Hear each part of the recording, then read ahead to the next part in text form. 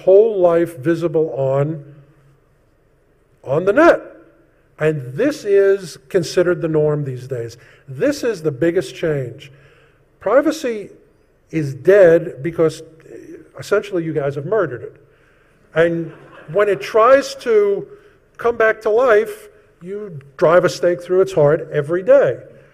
Here's a ridiculous example. I mean, really, that WTF, I mean it. I won't say it on the DVD, but, you know, do a little abbreviation translation. What kind of moron uses Blippy? Well, let me tell you, millions of people. I don't know if you guys have heard of it. This is a relatively new thing. You're nuts. Why do you put your finances and your purchases and your entire shopping history consensually in the public domain? Now, by the way, I want you to see how these weasels package this. And what's amazing is that millions of suckers fall for this. What'd you get? Oh, crap. We've all been asked. Sometimes we don't want to tell.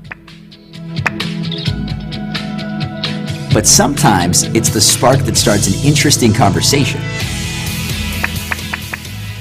Blippy lets you share your purchases with friends who share their purchases with you. Talk about new restaurants. See the things your friends are buying. Yeah. You get the idea. Well, by the way, let me tell you, Blippy, for the first month and a half of its operation, didn't realize that it was being spidered by Google.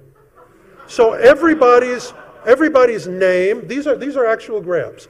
Everybody's name, everybody's purchases, and I've been dying for an excuse to use this laser pointer. These things that are grayed out there, they're actual credit card number. Now, by the way, if you are a moron and you post your information to something like this, you deserve every bit of screwing that you get, either on purpose or by accident. Millions of people are doing this. And guys, you heard it here first. This is going to be the norm. And this is really, really valuable because one of the things we're going to talk about is what used to be called the big sort, what used to be called affiliation marketing. The bottom line is, whatever you like, usually your friends like. However you vote, usually your friends vote. There was an interesting study a couple of weeks ago that the best way to find a job is to go to somebody you hardly know. Because if you go to your close friends and say, hey, I need a job, you already know everybody they know. They can't, turn you on to any job openings. You need to go to people outside your circle of friends. You are your friends. That's why Facebook is worth gazillions of dollars. Anyway, moving on. Another one, Swipely. By the way, whoever names these companies should be killed. But Blippy and Swipely, this is the new obnoxiously norm. Now, the bottom line is, for most of you guys, anything of any significance happens in your life, you post it. Some of you guys have got to be my age and you remember Philosophy 101, horrible core course when you went to college, and one of the things is discuss. If a tree falls in the forest and nobody hears it, did it really fall? Yes, the damn tree fell. But the new norm is, if something happens and it's not posted on the net, did it really happen? Everything happens. And what brought this to life for me? Let's see, show of hands, who recognizes this video?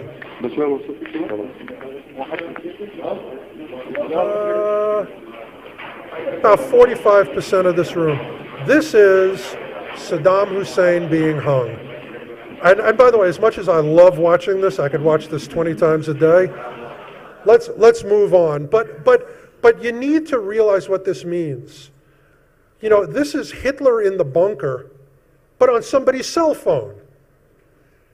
Everything that happens of any importance, any significance in the world, photographed, videoed, posted, discussed, freaking tweeted.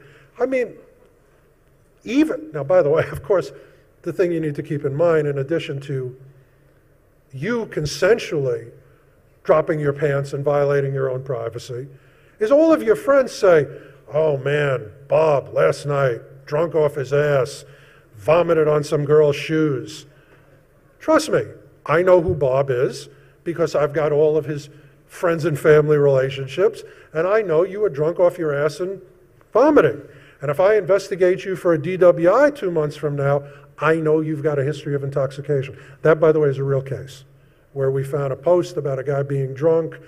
A couple of months later, he was driving in Texas, swerved onto the wrong side of the road, hit somebody head on. He was on the wrong side of the road. He swore that they didn't do a tox scan in the hospital for alcohol. He swore that he was stone cold sober, he had a blowout, or he was swerving or something. I forget what the hell it was, about 2 years ago. We found all these partying pictures and his friends talking about him being a big boozer, and he went to jail for 8 years for manslaughter. By the way, I'm very proud of myself. Now, let's talk about the obvious sources. MySpace. Sucks beyond belief. I know you all have MySpace pages. I know you're all ashamed of having MySpace pages. But let's talk about MySpace. Name, date of birth or age, city, schools, jobs, music, which, by the way, tells me a lot about you. What books you read tells me a lot about you. Your friends tells me everything about you. Where you lived, your hobbies, your children, your parents, your siblings, your family, and photos, photos, photos, photos. Holy grail number one for investigators. Holy grail number two is your constant physical location, which we're going to talk about. Politics. Now, I don't know about you guys. When I was growing up, you don't tell people your politics. How'd you vote? Hey, there's a reason it's a secret ballot. Politics. Religion? Yeah, I'm Jewish. I'm proud of it. But anyway, none of your freaking business. Sexual orientation. I'm straight, but none of your business. Criminal history, email addresses, finances. Hey, I just got a raise. I'm making $70,000 a year now. Hey, I got a $25,000 bonus at the end of the year. If I'm looking to seize your money to satisfy somebody's judgment, thank you.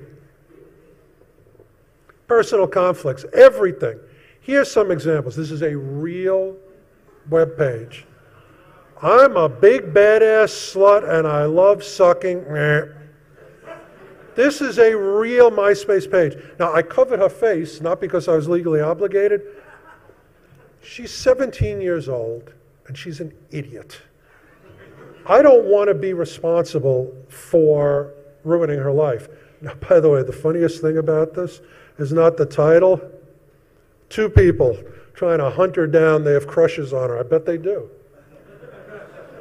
Okay, here's Mr. 420. And that's his screen name, 420. And he's blowing a cloud of, gee, what do you think? Could it be the stuff in the lower right-hand corner? I mean, come on. Why don't you put your felony on the screen? That's felony weight pot right there. Oh, and by the way, his name and his city and state. Thank you very much. Oh, yeah. Here's my favorite. Nice 5'11" Aryan-looking woman. Her web title, Jews Did 9/11. Trust me, if we did, there would have been better targets. But her name, thank you, my brothers and sisters. I know who's clapping. Name, address, where they work, what they do, friends. I know she is a neo-Nazi piece of garbage, who, by the way, is kind of a slut if you look at the screen name, neo-Nazi slut, which I think is probably like a movie, Nazi Sluts in Hell or something. But I mean, this woman is a moron for putting this page up. Here is the bottom of a page, coke use, hookers. Now, if I'm looking to hire this guy as a controller for my company, this webpage ain't going to help him. Okay, here's my favorite, Ganja Girl. Ganja Girl's kind of cute, actually. Too young for me, though. This is a 4-year-old webpage. She was 21 at the time. No, She's all right now.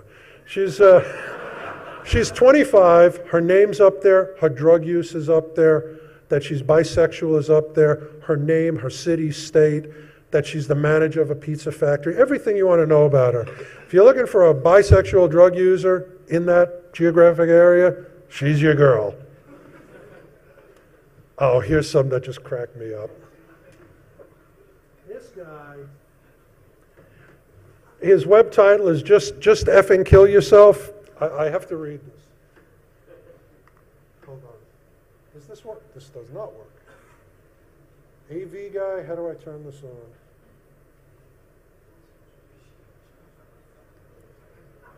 Working? No. All right. I'm usually not technologically challenged. He says, I'm 19 years old. I smell of gunpowder. My name is so-and-so. I'm not going to read it into the disc. His career plans, just effing kill yourself. He wants to be a police officer. Okay, here's a guy. I know this one by heart. His name's there. His full date of birth is there. Everything's there.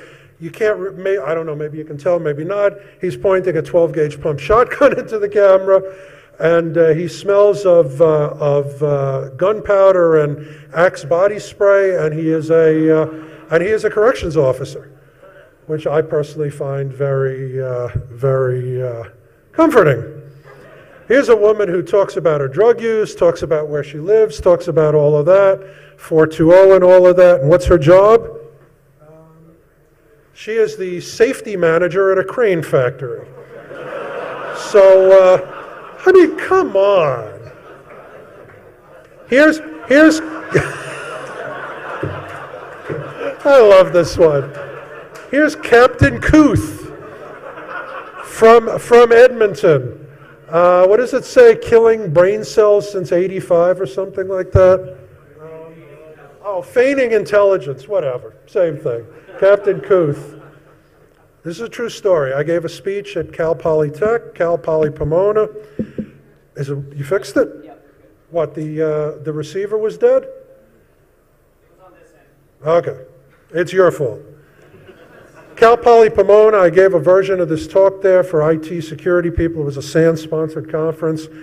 And the conference organizer said, yeah, I went to your talk at TourCon, and it was too generic. Find some stuff about Cal Poly.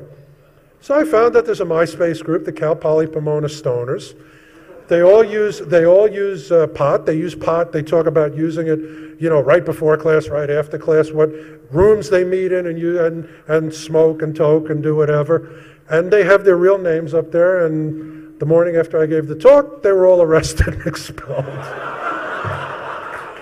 Honest to God, I have nothing against personal pot use. Nothing against it. I have a lot against, supporting Mexican drug cartels and all the other obnoxious stuff like dealers getting shot and what have you. And I do believe it's kind of a gateway drug, but I don't care about these people. Their problem was not that they were drug users. They were morons. Okay. Now let's get a little serious. People put stuff up on the web that's painful. That is the most private, horrible stuff. And I don't understand it. But this is the new norm. And I'm putting it up here as an example. Here's this apparently sweet young girl who got abused by her family and lost her young boy before the boy was born. And she puts the young boy's name up there, and when she lost it, and her name and everything. And it's painful, but this is the new norm. Here's a woman, I highlighted this so you can read it. She talks about how she was sexually abused by her family, how she was a hooker. She talks in the second graph down there, second one down, how she beat a girl unconscious with a rock. I mean, this is a real, honest-to-God MySpace page. Here is a rape support group, which is not a closed group on MySpace. Anybody who wants to can join it. This one in the middle, Odd Girl, I had no problem identifying her. I mean, does she really want the world to know the details of her rape? Apparently she does. Now, by the way, for those of you in this audience